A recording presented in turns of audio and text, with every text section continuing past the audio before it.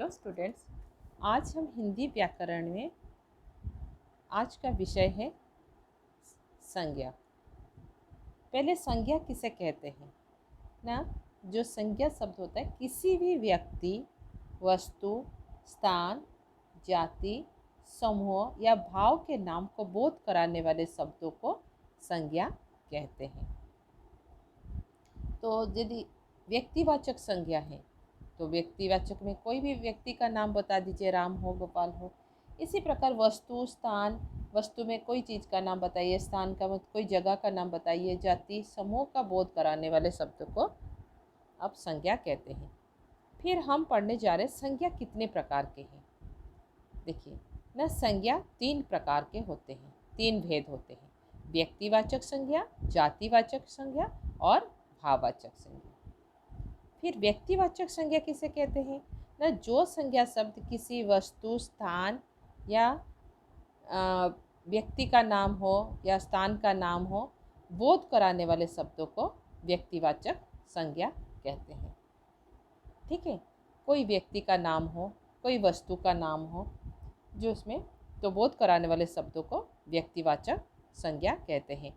कुछ उदाहरण इस प्रकार है। देखिए, पुस्तक का नाम, यहाँ पर पुस्तक का नाम में देखिए नाम को पता करने वाला रामायण, महाभारत, गीता, गोदान, गीतांजलि आदि। नदियों, समुद्रों के नाम, यदि खाली पुस्तक बोलोगे, पुस्तक, नदी, पर्वत, देश, ये सभी जातिवाचक है, परंतु जब नाम के बारे में बता बोध हो तो ये व्यक्तिवाचक संज्ञा है। नदियों का नाम गंगा, कावेरी, अरब सागर, हिंद महासागर। पर्वतों के नाम हिमालय, एवरेस्ट। देशों के नगरों के नाम जापान, रूस, अमेरिका, भारत आदि।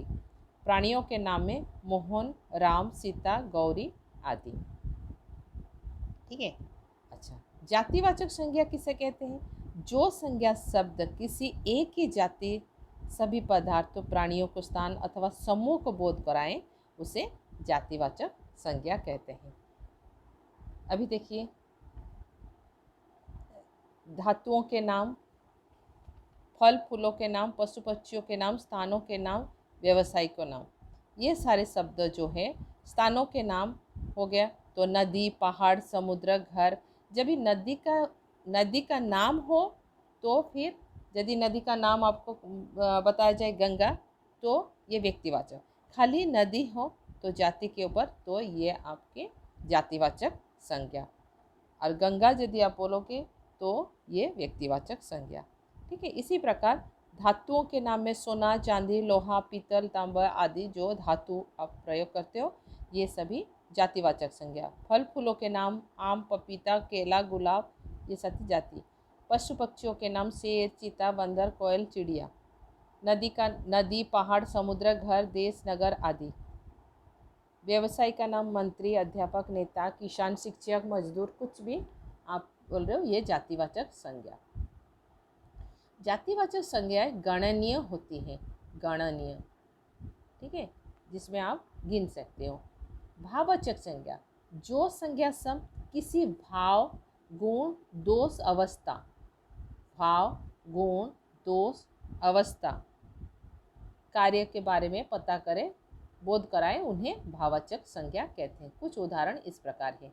भाववाचक संज्ञा में भाव में देखिए, वीरता, क्रोध, दुख, सुख, प्रसन्नता, हर्ष, शोक, मुग्ध, शर्म, लज्जा आदि। गुण दोष में प्रेम, सुंदरता, शत्रुता, मित्रता, ईमानदारी, बेईमानी आदि। अवस्था में बचपन, बुढ़ापा, शैशव, यौवन, गरीबी। कार्य में पढ़ाई, लिखाई, सिलाई, दौड़ आदि। ठीक है, तो ये आपकी भाववाचक संज्ञा। अभी देखिए, दिया गया है भाववाचक संज्ञा की रचना।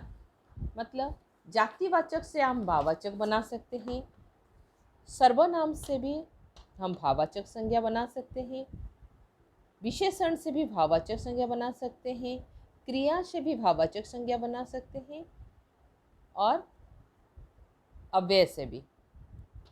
अभी हम पढ़ेंगे भाववाचक संज्ञा की रचना। जातिवाचक संज्ञा से किस प्रकार भाववाचक। देखिए, क्षत्रिय, क्षत्रियत्व, शिशु, शैशव, बच्चा, बचपन, सती, सतीत्व, स्त्री, स्त्रीत्व, इस प्रकार देव देवत्यो, चोर चोरी, ये आपका जातिवाचक से आपको भाववाचक संज्ञा में परिवर्तन किए।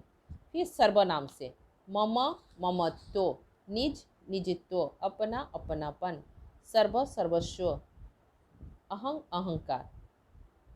विशेषण से आपको भाववाचक संज्ञा में परिवर्तन, बहुत बहुतायक, खट्टा खट्टास, गंभीर गंभीरता, बुद्धिमान बुद्धिमानी, ईमानदार ईमानदारी, लाल लालिमा, ग्रामीण ग्रामीणता, सहायक सहायकता, प्राची प्राचीनता, पापी पाप, स्वतंत्र स्वतंत्र। इस प्रकार आप देख रहे हो विशेषण से हम भाववाचक संज्ञा में परिवर्तन करें। क्रिया से भाववाचक संज्ञा, क्रिया हो गया चढ़ना चढ़ाई, पकड़ना पकड़, धोना धुलाई, छेड़ना छेड़, पहुंचना पहुंच, जांचना जांच, थकना थकावट या थकान, लिखना लेख, उड़ना उड़ान।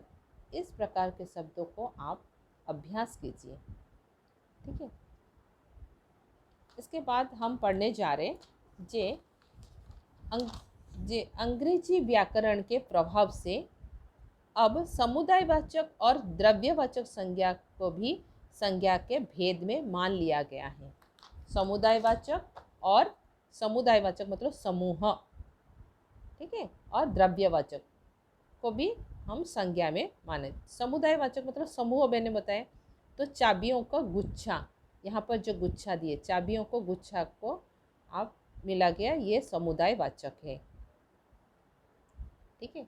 तो इस प्रकार देखिए, चुनाव के लिए जुलूस निकल रहा है, जुलूस, चुनाव के लिए जुलूस, ये समुदायवाचक संज्ञा है। ऊपर लिखे वाक्य में गुच्छा जुलूस शब्दों को किसी समूह और समुदाय को बोध होता है, अतः ये शब्द समुदायवाचक संज्ञा का उदाहरण। जिन संज्ञा शब्दों से वस्तुओं या प्राणियों के समूहों का बोध कराए, समूह मतलब सभी को मिलाने के बाद बोध हो, उसे समुदायवाचक कहते हैं।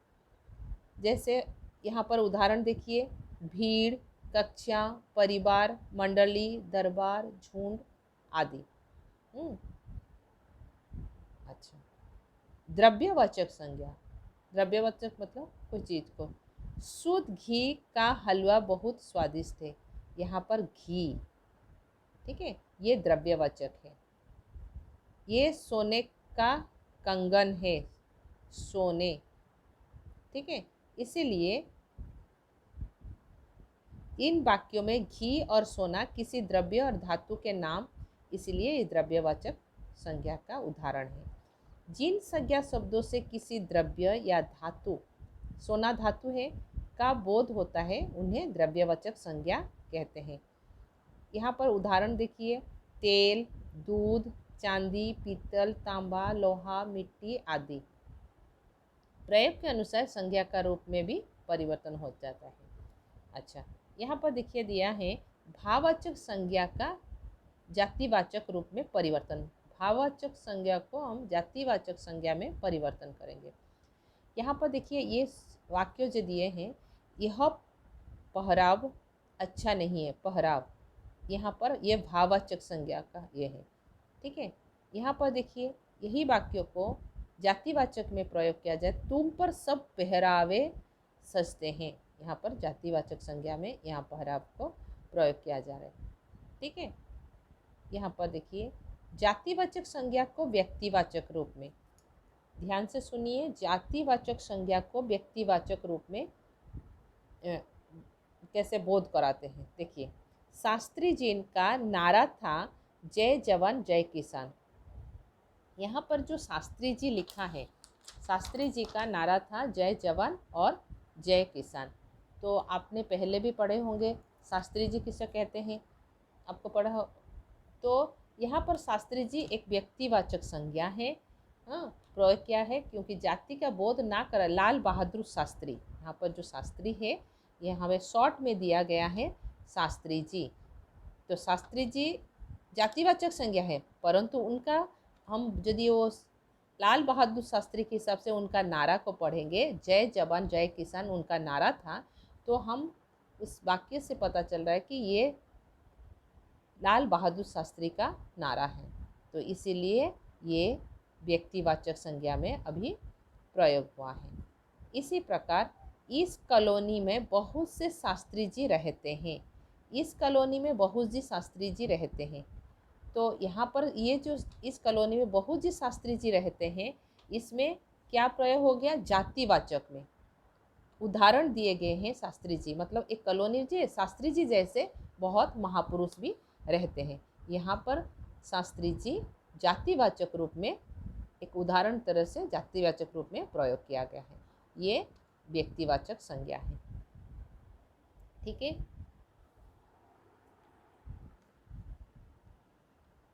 विशेषण को जातिवाचक रूप में प्रयोग। अच्छा, यहाँ पर देखिए, यहाँ पर लिखा है अच्छे व्यक्ति की संगीत करो। यहाँ पर अच्छे जो व्यक्ति कैसे है ना, अच्छे हैं। तो यहाँ पर व्यक्ति का विशेषता बताया जा रहा है अच्छे, तो ये विशेषण है। संगीत करो, यहाँ पर देखिए दिया गया है अच्छों की संगीत करो, अच्छों की संगीत करो। यहाँ पर अच्छो जो शब्द विशेषण रूप में नहीं प्रयोग हुआ है, इसीलिए ये जातिवाचक है। ठीक है। संगीत कैसे करें ना, अच्छों की संगीत करो, अच्छे लोगों की, तो अच्छों की संगीत करो, ये जातिवाचक संज्ञा के रूप में प्रयोग किया गया है संज्ञा, तो इसीलिए ये आपको जातिवाचक संज्ञा है। ठीक है। व्यक्तिवाचक संज्ञा का जातिवाचक रूप में प्रयोग। व्यक्तिवाचक संज्ञा का जातिवाचक रूप में प्रयोग ऊपर में मैंने बताया अभी, रावण लंका का राजा था। यहाँ रावण हो गया आपका व्यक्तिवाचक संज्ञा। हाँ, व्यक्तिवाचक संज्ञा, रावण लंका का राजा था।